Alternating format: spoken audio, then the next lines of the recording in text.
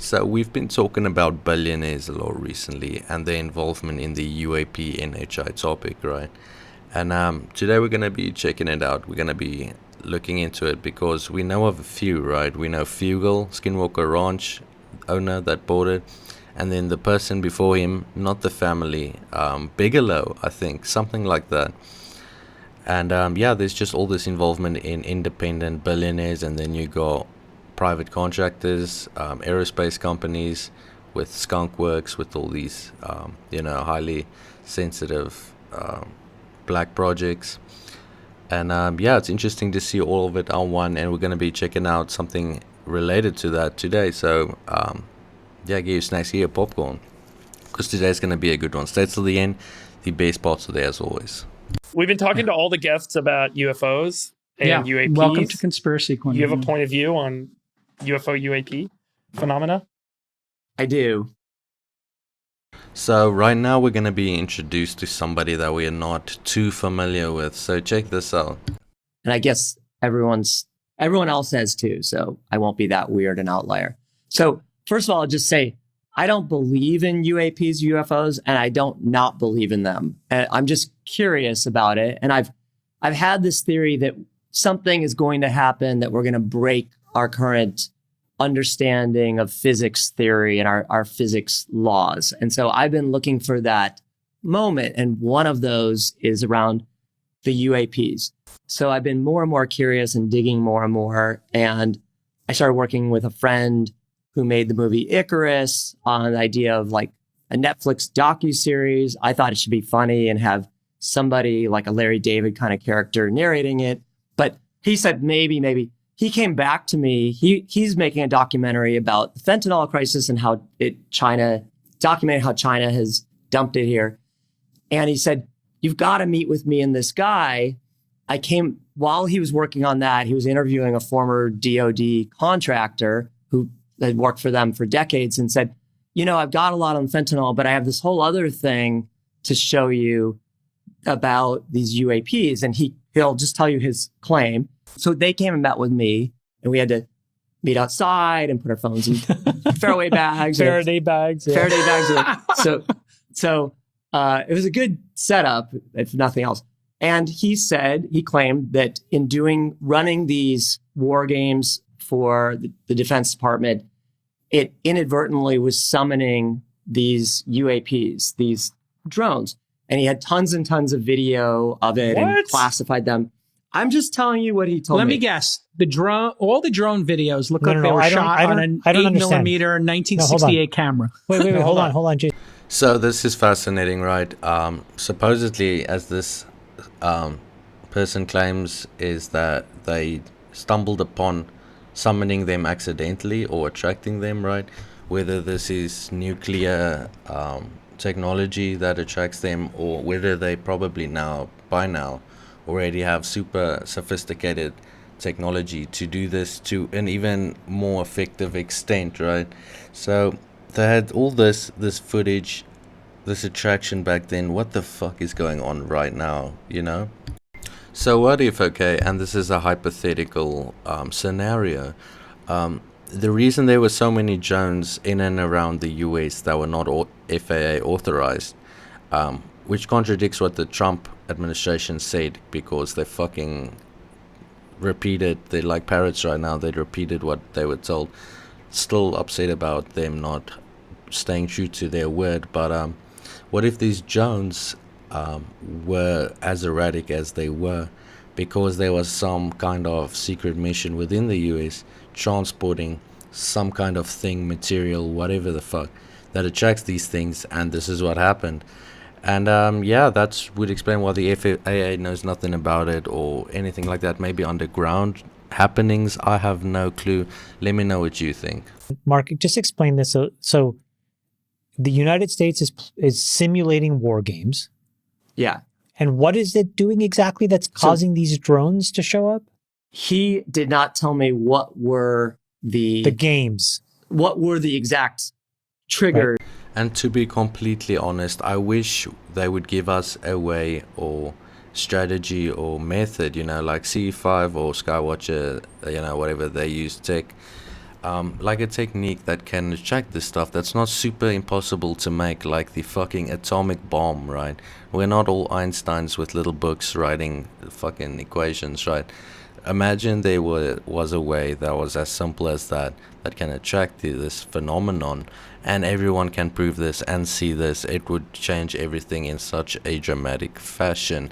Is that why people are avoiding catastrophic disclosure in order to avoid this kind of chaos? I have no idea, but I'm all for it, and I want to know what it is, right? But he said different things would trigger a different one, and he classified them, and he said some of them were aggressive from an electronics and would take out electronics and communications. Wow. And he was interested, and my friend was interested in. So I wonder where this is leading, and would potentially connect in the aspect of these drones/orbs, or even Ross Calder has spoken a lot about this, the colors meaning or referring to their use or their mission. Things like that, like in nature, spiders with red or green usually, or insects, usually means danger, venomous, stuff like that. Coloring to be seen as intimidating, right? Do these things have intimidation methods? Is the lights, like their use, red more dangerous or blue less dangerous, like a builder or a gatherer, and then red like stay the fuck away from me, I'll kill a bitch, right? So saying, okay, can you put up a couple people $1.5 million to recreate this and film this? And I thought about it. I even had him go meet with Reed. So notice he mentions Reed. There was Senator Reed, and then his son. They had the Reed Foundation or some shit, and they're also in aerospace. So these people have a large history within this topic. The son has been spouting with Bob Lazar. Maybe I got this all fucked up and I got something mixed up. Correct me if I'm wrong. But this Leah guy hung out with Bob Lazar a lot, and supposedly the reason Bob got in some shit is because his wife was cheating, and like these people who know this shit and monitor everyone and every employee, even in that fashion, which might be illegal now that we talk about it. They fired him because that was like a loose cannon or something bound to happen that was bad or unpredictable, and they don't need that, right? They need sound minds. They need outstanding mental health in the military, especially with these nuke installations, people controlling that, turning the key, pressing the button and all that. And didn't move quickly. And then he went dark on us and stopped responding. And then some friends of mine went to a gathering and it was on multiple things related to this.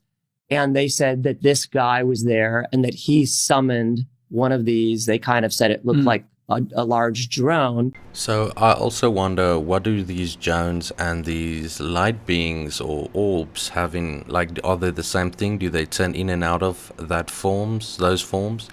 And people like Chris Bledsoe, even Greer with his CE5, they've took a perspective. Even Diana Pasolka, to be honest, have this perspective of light beings and photography while there's a light in the sky, and that light emitting a being down to them and then capturing that on film.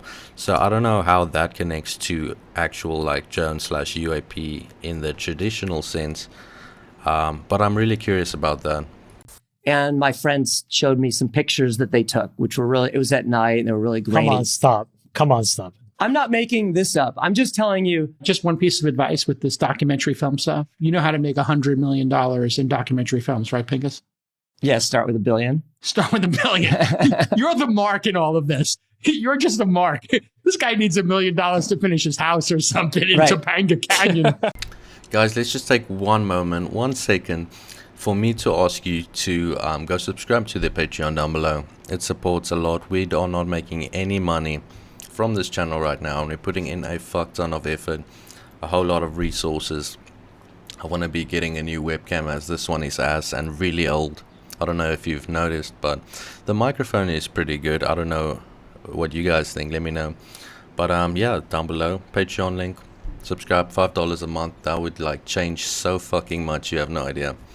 Please, okay, that would help a ton. So yeah, let's continue. Fair. And you're the way to do it. Look, So I didn't fund you're the it. mark. I didn't fund it. Okay, good. So all Wow, I'm this saying is- is that I think that there's a possibility that there I'm is looking for a some reason kind of to believe. drone that's getting that is showing up, and I'm not saying it's even from I get from it. non-human making. I believe it. I am looking, I'll be honest, because I am looking for a reason to believe in this. I'll be honest. Like, I know my bias. I am very sympathetic when I hear these stories. I listen way too long, to the podcasts on this stuff. Are you donating to Alex Jones? No, but Are you a subscriber? No, but okay, how about this? Are we convinced that there has been absolutely zero unidentified object inside some vault buried deep somewhere in either the US or national state government somewhere? Are we guaranteed that the odds of that are zero? And I say no, it's non-zero. Okay, let's do our what is it? Fermi paradox? Freeberg? Fermi paradox? Why aren't if there are aliens, why haven't we seen them? Quick around the horn. I'm not I've saying already that. I'm done just my saying point on this. there is a UAP that has been unidentified, that is sitting inside some vault somewhere in a state government in the world. So your position is the aliens have come. No, stop It's saying being aliens. covered No, up. you make the whole thing seem ridiculous when you say aliens. I'm not saying that. I'm saying Okay, visitors from another planet. no. Stop with the visitors. Let's just put it this way: a vehicle that doesn't have to have anything inside it. A vehicle could be autonomous and unmanned. Okay. Are the odds exactly zero? No. But with billions of planets, it would, logic would make you think that one has come already, right? That's with this billions of inhabitable planets and species out there. Somebody must be ahead of us. But the other conclusion of Fermi's paradox is we statistically are the highest a society has ever gotten. And we have yet to send our probes out to the rest of the universe. Although we have sent probes, Freeberg, to Uranus. All right, everybody. Thanks for tuning in. This is the All In Podcast. Disgraziad. Disgraziad. Way to bring that in. Come.